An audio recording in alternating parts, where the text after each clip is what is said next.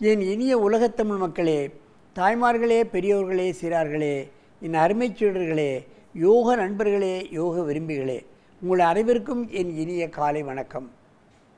கலைஞர் தொலைக்காட்சி நிகழ்ச்சியில் நலமுடன் வாழ என்னும் பிரிவில் யோகாசனத்துக்கு அதிகாலை வேளையில் முதல் நிகழ்ச்சியாக தரப்படுகிறது, முக்கியத்துவம் தரப்படுகிறது.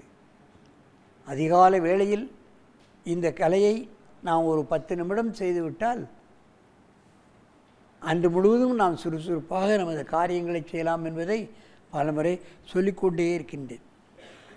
அந்த நிலையில் இன்றைக்கு நமக்கு திருப்பூரிலிருந்து விஜிமோன் 7ஆம் வகுப்பு, ரெகிநாத் 7வது வகுப்பு, சுவாதி 3வது வகுப்பு, சந்தியா 3வது வகுப்பு, கிரீன் வேலி பள்ளி கோத்தகிரியிலிருந்து வந்திருக்கிறார்கள். கோத்தகிரி என்பது நீலகிரி மாவட்டம் அல்லவா? மலை பிரதேசத்திலேருந்து இங்கே வந்திருக்காங்க. பாருங்கள், எங்கே இருந்து வந்திருக்காங்க குழந்தைகள். நமது அரங்கிற்கு போற்றப்பட வேண்டிய விஷயம். அவர்கள் அற்புதமான ஆசனங்களை செய்கிறார்கள், அதை விட போற்றப்பட வேண்டிய விஷயம். என் அருமை மாணவிகளே, நீங்கள் பத்மாசனத்தை கலைத்துவிட்டு நீங்கள் செய்யக்கூடிய ஆசனங்களை செய்யுங்கள், பார்க்கலாம். விருச்சிகாசனத்தை இந்த 2 குழந்தைகளும் செய்ய போடுது. அந்த 2 மாணவர்களும் சக்கராசனத்தை செய்ய போகிறார்கள். விருச்சிகாசனத்தை இவ்வளவு அற்புதமாக இந்த மாணவிகள் செய்கிறார்கள், பாருங்கள். உடல் ரொம்ப வளையும் தன்மை இருந்தால்தான் இந்த விருச்சிகாசனம்லாம் செய்ய முடியும், இல்லை செய்ய முடியாது. நல்ல கையை அமுத்தி தூக்கு. மெதுவாக இறக்குங்கள்.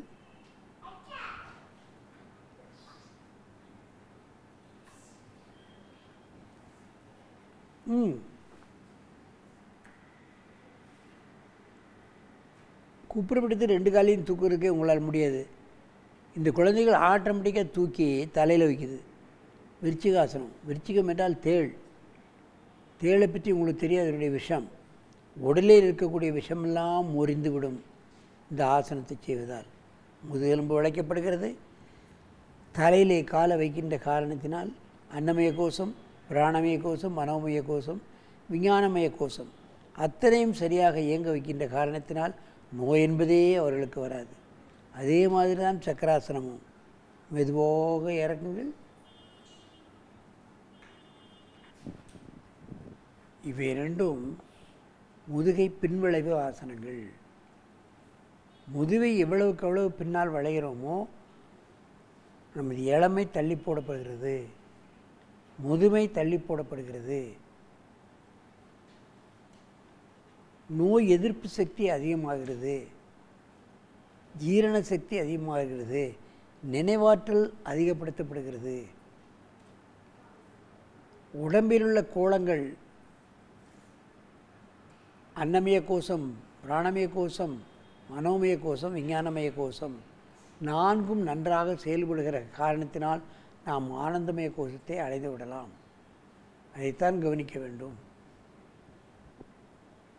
முனிவர்கள் 84 லட்சம் ஆசனங்களை எப்படி கண்டுபிடித்தார்கள் என்று வெளிநாட்டவர்கள் வியந்து பார்க்கிறார்கள். ஒவ்வொரு ஆசனத்திற்கும் ஒவ்வொரு தன்மை உண்டு. அவர்கள் விஞ்ஞான ரீதியாக ஆராய்ச்சி பண்ணி கொண்டிருக்கிறார்கள். ஆகவே நமக்கே உரித்தான இக்கலையை நாம் காலையிலும் மாலையிலும் பழகி நோயற்ற வாழ்வே குறைவற்ற செல்வம் எனும் பேற்றினை அடைய வேண்டும் என்று கேட்டு உங்களிடமிருந்து விடைபெறுவது ஆசனம் ஆண்டியப்பன். வணக்கம்.